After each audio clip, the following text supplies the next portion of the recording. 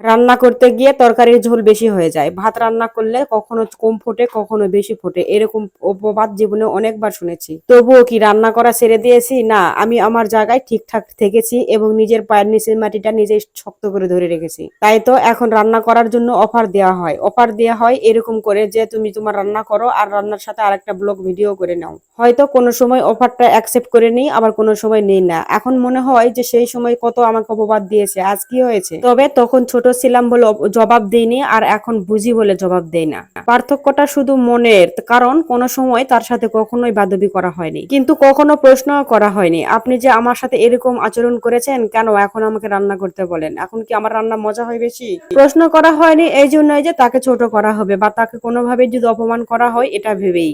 কিন্তু স্বার্থপর এই দুনিয়াতে কারো মন জয় করা এতটাই সহজ হয় না। আবার একটুখানি ভালো করতে যাবেন, একটুখানি ভালোর সাথে সাথে অনেক খারাপ কিছু থেকে যায়। তাই তো ভাবি আজ খারাপ সময় বলে হতাশ হয়ে যায় না, একটু অপেক্ষা করেন, আগামীতে অবশ্যই ভালো সময় আসতে পারে ইনশাল্লাহ। অনেক ছোট হয়েছি পরিবারের লোকজনের কাছে, আত্মীয় স্বজনের কাছে, এমনকি বাবা মার কাছে, এমনকি স্বামীর সংসারেও। তবুও কোনো জায়গায় কোনোভাবে হারে যায়নি, আজও হারে যায়নি এবং আজও অনেক যুদ্ধ করেই বেঁচে থাকি। এটাই আমার জীবন।